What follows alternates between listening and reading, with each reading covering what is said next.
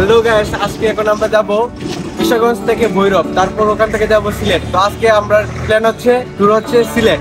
তো দেখা হবে বাসে ওঠার পর।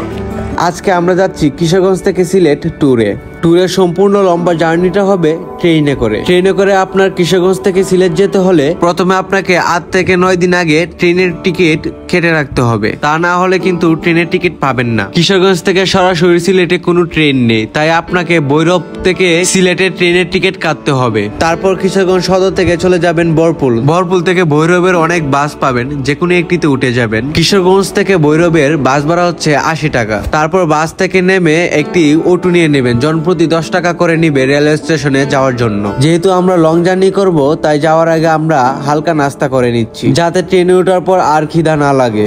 এখন আমরা খাওয়া দাওয়া শেষে চলে যাব রেলওয়ে স্টেশনের ভিতরে। রেলওয়ে স্টেশনে আসার পর দেখতে পেলাম ট্রেনের জন্য অনেক যাত্রী ওয়েট করতেছে। হ্যালো গাইস, এখন আমরা আছি হচ্ছে ভৈরব রেলওয়ে স্টেশনে। তো আমরা কিছুক্ষণের মধ্যেই আমরা ট্রেনে উঠবো। তো ট্রেন আসতেছে রাস্তায়, আমরা ট্রেনের জন্য ওয়েট করতেছি। আমরা যাব হচ্ছে ট্রেন দিয়ে সিলেট। এখন আছে হচ্ছে ভৈরব। তো ভৈরব থেকে আমরা ট্রেন যাত্রা করে যাব হচ্ছে সিলেট। তো আপনাদের সাথে ট্রেনের ভ্রমণের জার্নিটা শেয়ার করব যে কীরকম, আবার রাত্রের জার্নি। তো এখন সময় হচ্ছে রাত 9:30, মানে 9:30 বাজে।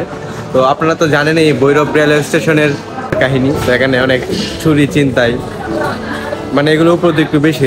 তারপর ট্রেনের জন্য অপেক্ষা করতে করতে 1 ঘন্টা 20 মিনিট বিলম্বে আমাদের ট্রেনটি গন্তব্যে এসে পৌঁছায়। তারপর আমরা তাড়াহুড়া করে ট্রেনে উঠে যাই। ট্রেনে ওঠার সময় সব সময় সতর্ক থাকবেন, কারণ এই সময় একটু চিন্তায় বেশিই হয়। তারপর কিছুক্ষণের মধ্যেই উপবন এক্সপ্রেস ট্রেনটি ভৈরব ছেড়ে সিলেটের উদ্দেশ্যে রওনা হয়। সারা রাত ভোর ট্রেন চলার পর ভোর 6:30 মিনিটে আমরা সিলেট এসে পৌঁছাই। আমরা আমাদের গন্তব্যস্থলে পৌঁছাইলাম। সারা রাত একটা দীর্ঘ জার্নি হলো, ট্রেনে ভ্রমণ, এরপর বাস ভ্রমণ, মানে সব মিলিয়ে একটা ভালো একটা জার্নি হলো।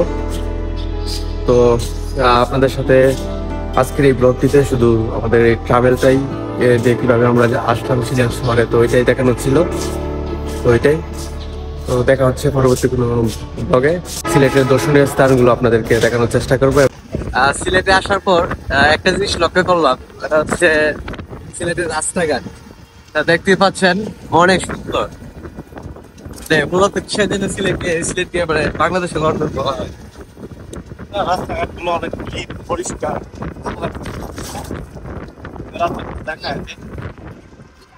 তো আজকের ভিডিওটি এই পর্যন্তই ছিল। ভালো লাগলে লাইক করবেন এবং পেজটিকে ফলো দিয়ে রাখবেন। আল্লাহ হাফেজ।